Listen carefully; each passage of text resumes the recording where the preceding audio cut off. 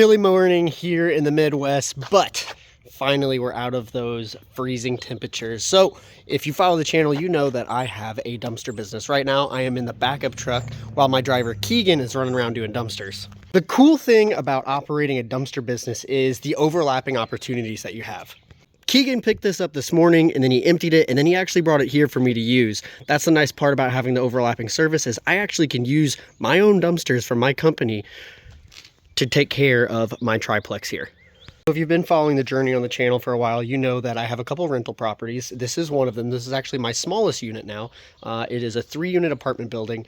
I do have a 6-unit apartment building, and of course I have my shop, which then has the storage inside of the shop, and then the storage we're building on the outside of the shop as well. So a lot going on there. But this is kind of like my whole business model, is if I own it and I can rent it, I'm gonna do it.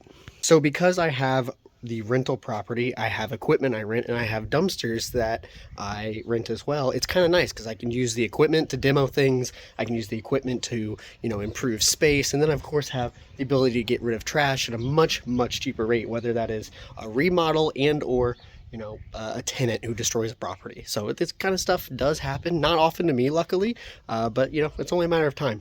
But just like with renting anything, maintenance sometimes needs to be done, and this place needs a lot of it. Look at these stairs. Terrible. So this unit up here has always been occupied since I owned the property. So I've owned the property a little over a year, probably going into year 2 now, and I've never actually been able to do any work in here. The only work that I was able to do in the past was more maintenance like stuff, like truly like, fixing a toilet or, taking a look at the water heater. But there was always a tenant in this place. And even before that tenant was in here, I know work needed to be done. And here we are. If you've seen previous videos of this place before, you kind of got a grasp of what it used to look like. Somehow without the carpet on the ground, it actually looks better. That's how bad it was. But the carpet was actually 2 layers thick, and the bottom pad was deteriorating. That's literally what the pad has turned into. So the amount of dust and debris in this place is incredible. But that's all getting accumulated. I'm gonna have to sweep and vacuum a lot of this up before we put the new carpet down. But it's gonna be a huge improvement.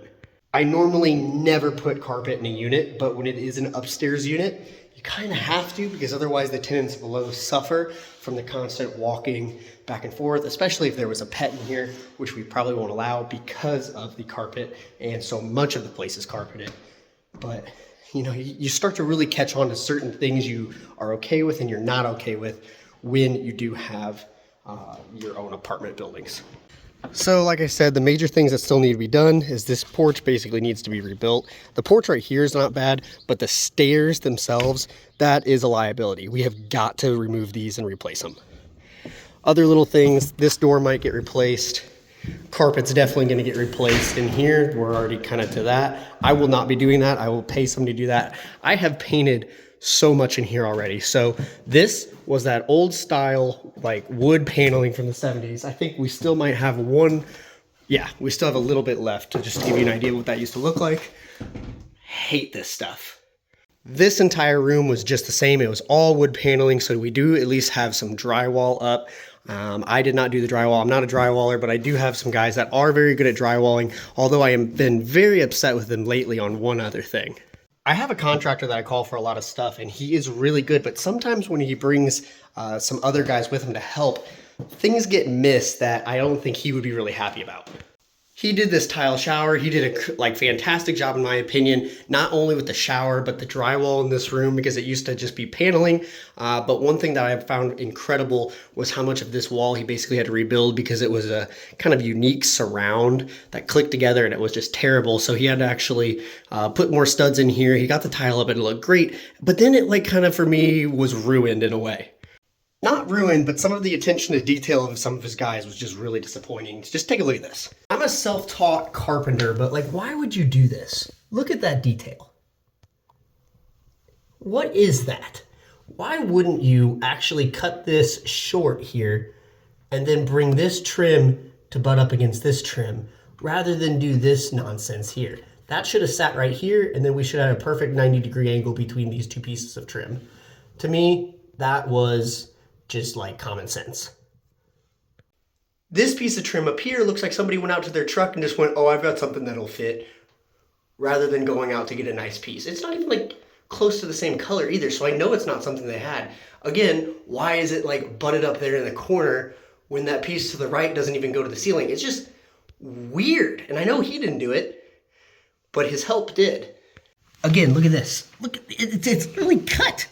There's a piece cut here, and then we could have brought these across. Even if this isn't the same spacing, you could have put something back here, shimmed it out, made this one piece of trim go all the way across here. But no, we had to do this nonsense that, I mean, it just, what the heck? Needless to say, I kind of had to have a talk with him about it, and it's just those little things. That's upsetting. If I was to, if I wanted it to be subpar, I just would have done it myself. And I truly think I could have trimmed it better. But I know I can't tile like that. So I was happy with the tile. It's just I'm probably going to have to go back and do some of this trim work myself now because, I'm not going to call him back to do it. I don't even want to. It's just frustrating. The hardest part about owning a rental is deciding where to stop, because I could spend days, weeks, even months in this place just like improving, but you always have to look at your return on investment. So I'm not one to cut corners, but I am one to try to save a little bit of money.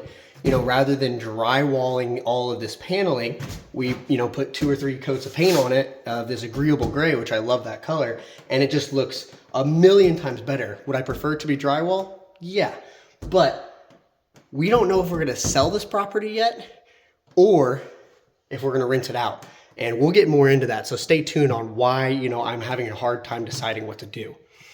Other things that still need to be replaced. This, of course, needs to be replaced. Refrigerator will probably get replaced. This is just the joy of having rentals. Somebody decided to kick this. This was actually the tenant before. The last tenant, the landlord just hadn't repaired it before me. So there's just all kinds of stuff. Caulking goes a long way. I nailed these in tighter. I mean, there is a nice bit of caulk here, but it cleans it up so much because there were just gaps everywhere in the trim work throughout this entire property. So new fresh coat of paint. We actually broke out this little 6-gallon. I mean, believe it or not, this thing is a beast. You should never really spray with these, but it worked really well. These ceiling tiles were just absolutely yellow. We're gonna come back and probably do one more coat of spray, but they look a million times better because they were just pure yellow. All of these are gonna get replaced. All the lights throughout the property here are gonna get replaced, and we're gonna have to be putting kills on the ceiling. That is pretty much the gist of everything left to do here. But right now, I am absolutely paralyzed by indecision, and we'll get into why, and we'll bring somebody over here and talk about the opportunities that are kind of within this property here. So I can make some big moves, or I can just keep doing what I'm doing, and it's always that decision mindset, what direction I want to go. And sometimes I really do. I'm not usually one to, freeze. Usually when I know what I want to do, it's just boom, let's do it. But lately, it's been tough. So I'm gonna start by just consolidating some of my trash and stuff we're gonna throw away. And then we'll get to painting the ceiling in here and clean up a little bit more. Then maybe we'll take a minute to talk to somebody who really understands how to make big moves.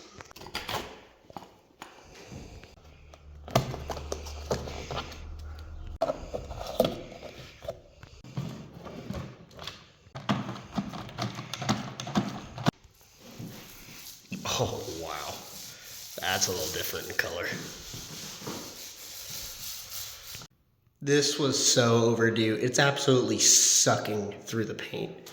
Probably gonna need a couple more gallons to finish this whole ceiling. This is insane. I wonder if this was ever cleaned. Yeah, we're definitely just gonna rip that off and replace it with something nicer. That's disgusting.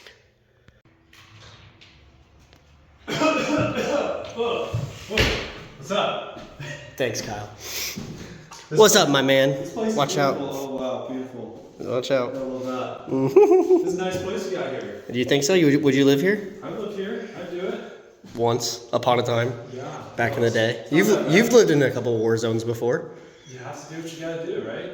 So, if you guys follow the channel, even recently, you would have seen Kyle before. Kyle, let's just go through your portfolio real quick. We have had, I mean you, have had mobile home parks. Started like pretty much as everyone does. Single family, Yep. Okay. small multifamily, then got into mobile home parks, storage units, have a campground.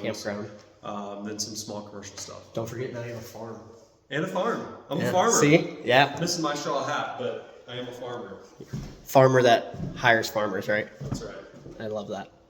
Isn't it kind of ironic that a Kyle that I know drinks Monsters like crazy? Yeah, I'm just looking for some walls to punch, you know? Yeah, well, you might have been the guy who done it down here. Was that you?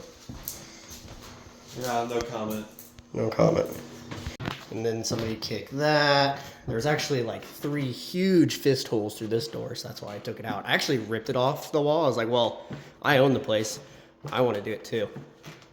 So I called Kyle over here for one thing. I wanted him to take a look at this. Kyle actually saw this place before I owned it. You sold this to the previous owner. Yeah, I did actually. Yeah, and then you knew the owner before that. So Kyle, in a weird way, has a history with this place. I just keep selling it to dummies. Yeah, I mean, you're not wrong. I'm the dummy. I am the dummy. Actually, I really liked this place for the longest time. This was, in a way, one of my bigger units at one point. I actually really do like this property. 3 units in this town are very hard to find, especially ones with a separate electric and separate gas. Everything's sub-meter except for water. No, my water's separated. Is it really? Yeah. That's incredible. I don't have any, I have no utilities that I'm responsible for. So that's what you want. That's hard to find. Exactly. So because Kyle has kind of a history with this and with his knowledge base compared to mine, I kind of came to him. And he's kind of seen this place in its worst condition and now what I would consider its best, even though it's not great.